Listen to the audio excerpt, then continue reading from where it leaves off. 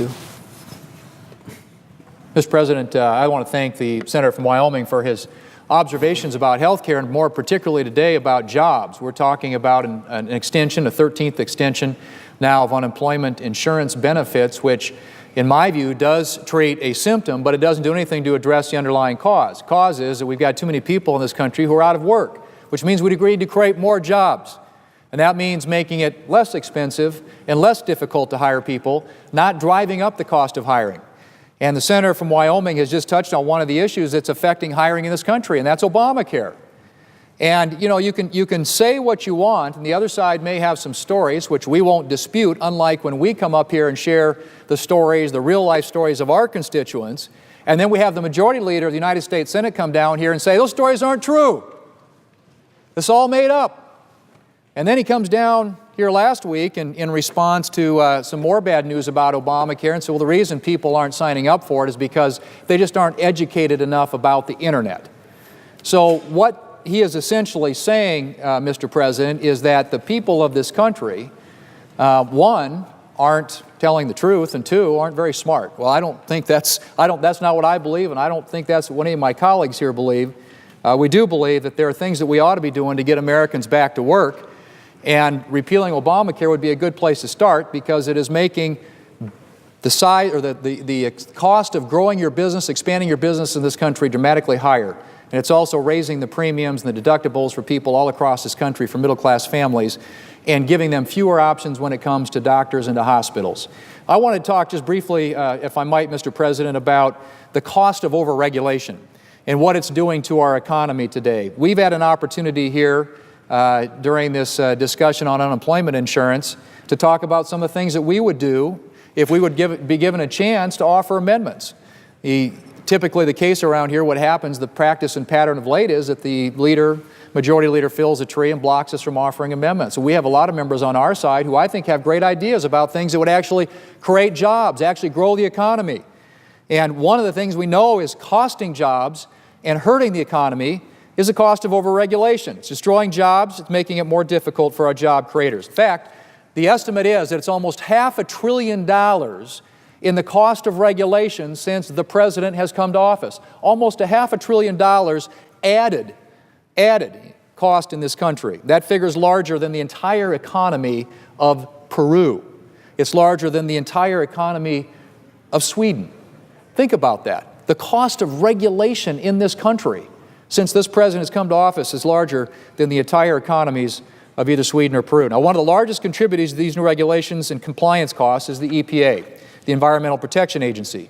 They came out with what they call the Boiler MAC regulations, and they came out with the Utility MAC regulations, and they came out with the Tier 3 fuel standards. All of these things that the EPA has finalized are some of the most costly regulations that we've seen from any agency in recent history.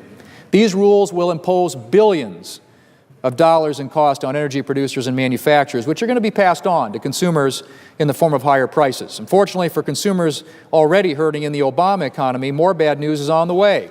The EPA is currently working on regulations for ozone standards, greenhouse gas emissions for power plants, and a dramatic expansion of the Clean Water Act that will reach into ditches and gullies all across America. Mr. President, I'd like to just briefly touch on the impacts the EPA mandates, including greenhouse gas standards, regional haze requirements, Utility MAC, Boiler MAC, are having on energy prices back in my home state of South Dakota. Unfortunately, South Dakotans are on the front lines of this administration's war on affordable energy. In 2008, then Senator Obama promised to make energy prices skyrocket. And today in my home state, he's fulfilling that promise. Just Monday, Black Hills Power, a utility company in western South Dakota, announced a proposed rate increase to cover the costs of new EPA mandates. If that rate increase is approved, the average customer's rates will increase by approximately $130 a year.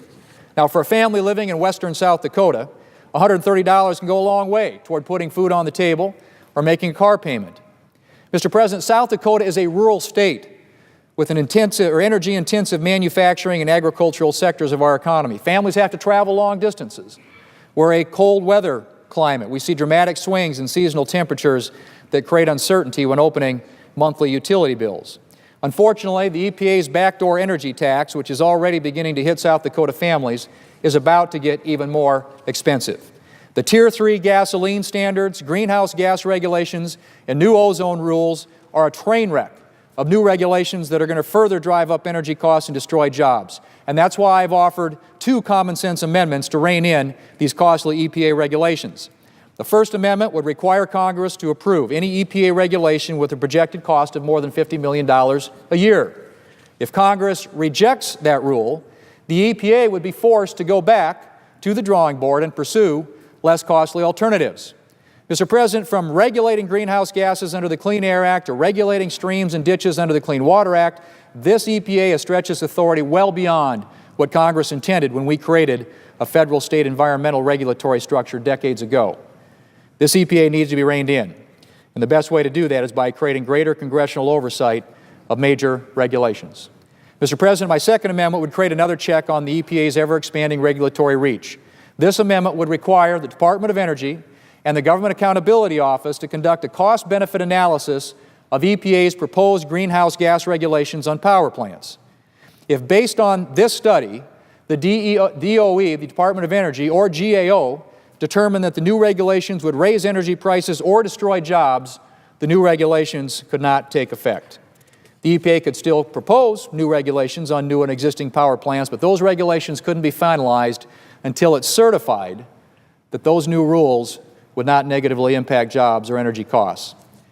Mr. President, we've got over 10 million people who remain unemployed.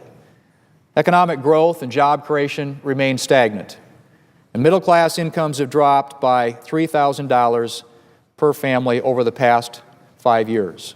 The last thing that middle-class families need is for their pocketbooks to be further stretched by misguided government policies that drive up energy costs.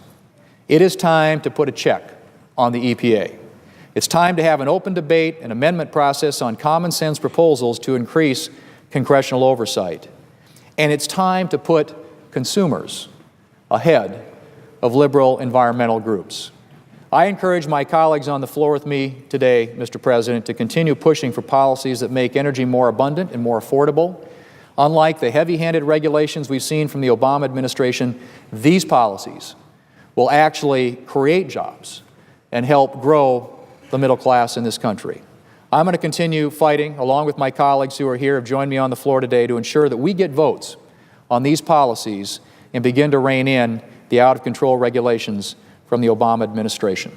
Mr. President, I yield the floor. Missouri. Mr. President, I know that Senator Thune, my friend from South Dakota, and I have worked for a long time on the kinds of economic and troublesome regulations that he's talked about earlier, and nobody appears to be answerable to the people who come forward with these regulations. I think he's got an amendment on that, and I'd like him to have a chance to talk about that amendment. Mr. President, I thank the senator from Missouri, Senator Blunt, and I, as he said, have worked very hard when it comes to the overreach of government agencies and the burden of regulations, the cost of regulations in this country, and what it's doing to a lot of middle-class families into their pocketbooks. And I mentioned earlier a couple of amendments that I had filed here that pertain to energy costs in my home state of South Dakota, one of which sets a $50 million threshold over which a regulation proposed by the EPA would have to be voted on by the Congress of the United States. And if, in fact, Congress rejected it, the EPA would have to go back to the drawing board to come up with an alternative approach.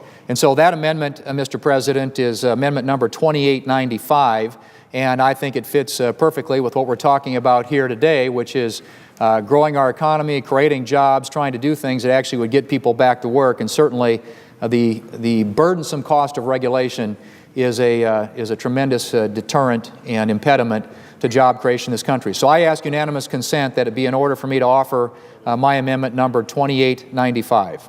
Sir, is there objection? Mr. President. The senior senator from Rhode Island is recognized. Mr. President, reserving my right to reject, once again, given the emergency nature of this bipartisan legislation to address the plight of over 2 million Americans desperately looking for work, I would object and hope we could press on to passing the underlying legislation. The objection is